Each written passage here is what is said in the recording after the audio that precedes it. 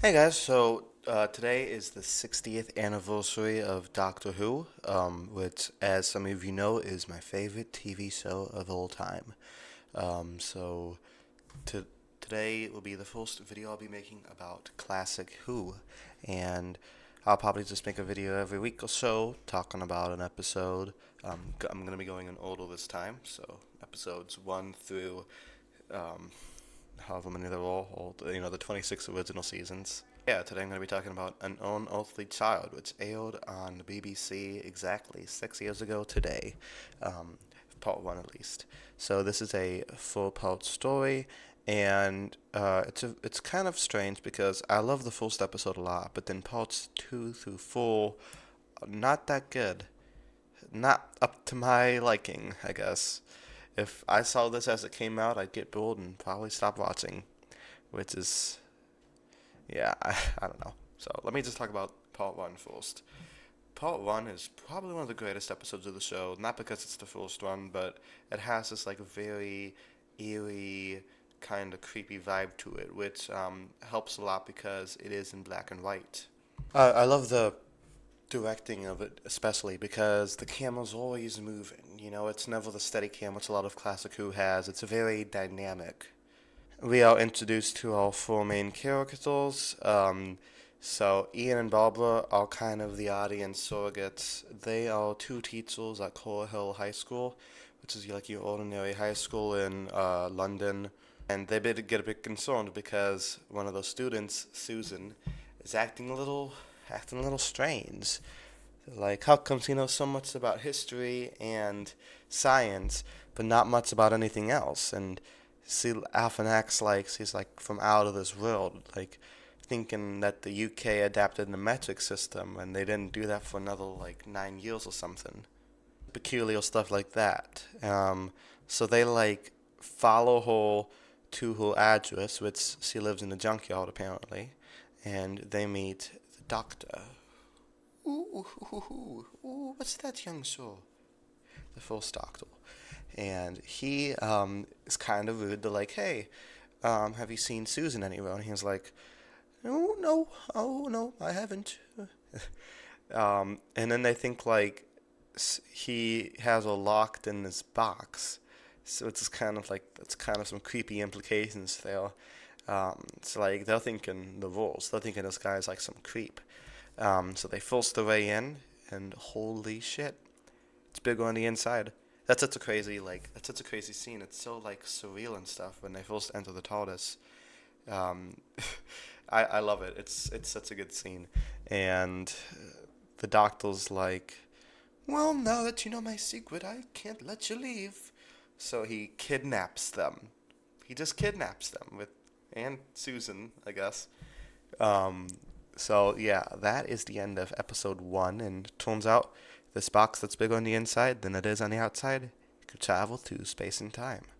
So the next three episodes are, you know, just a bunch of nonsense, kind of. They enter in the Stone Age, and there's all these cavemen. It's like, you make fire, we want fire.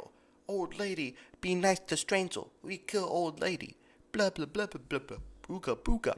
And I remember when I watched this episode 10 years ago, I was into it. But now as an adult, I'm like, wow, this is so boring. Like, nothing's happening. I forgot to add the plot part to the episode. Um, though, that's not to say that these episodes are without merit, because a lot of them is like how the group learns to work together to, stop this. But the Doctor, though, this isn't the first Doctor you know and love. Like, in these early episodes of the show, he is kind of an asshole.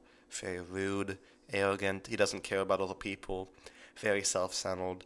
While the first Doctor we see later in his run, like maybe like from like mid-season one onwards, he's much more of like a grandfatherly, pleasant hero.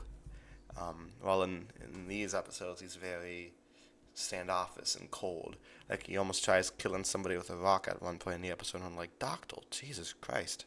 Probably the best episode with Susan because she isn't exactly like the damsel in distress he'd become later. I feel like the writers never knew what to do with Susan because they introduce her, she's this very mysterious young girl who knows much more than she should. It's very odd and stuff. And I feel like there's some ways you could have worked with that, but instead, like after this episode, she just trips and screams and gets kidnapped, and that's pretty much it. First episode, you could really see there's a lot of potential with her, especially being the doctor's granddaughter. I feel like they could have made her much more like intelligent and superhuman and stuff, but they don't. I love Ian and Barbara right from the start.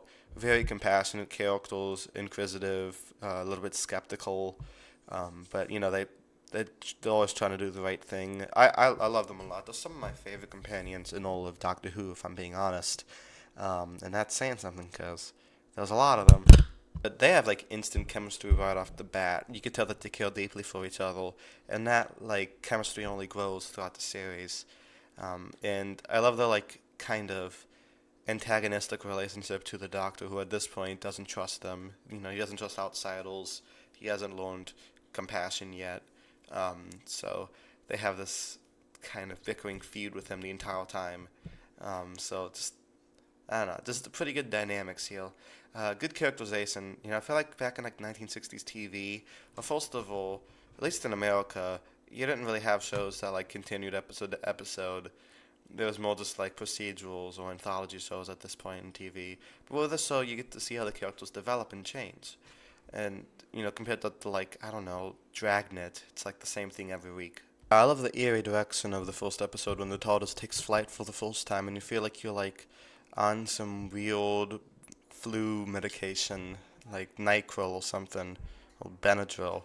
It's like this kind of eerie, like you have a headache. It's kind of terrifying in a way, and I think it holds up really well 60 years into the future. It didn't hold up too well those other 3 episodes. Like I said, it's mostly just them running from like one set to another, getting terrorized by cavemen. It's not really that interesting. But like I said, the character dynamics kept me at least half paying attention throughout it.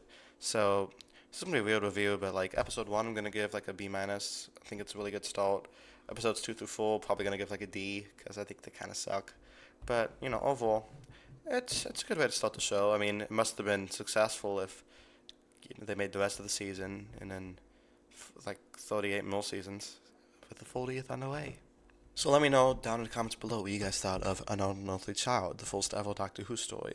And I want to wish everybody who at least celebrates it in America a happy Thanksgiving and a very good night to everybody who doesn't. So subscribe below if you want to see more Doctor Who videos. I think after the 60th celebrations are done, I'll be talking about the Daleks.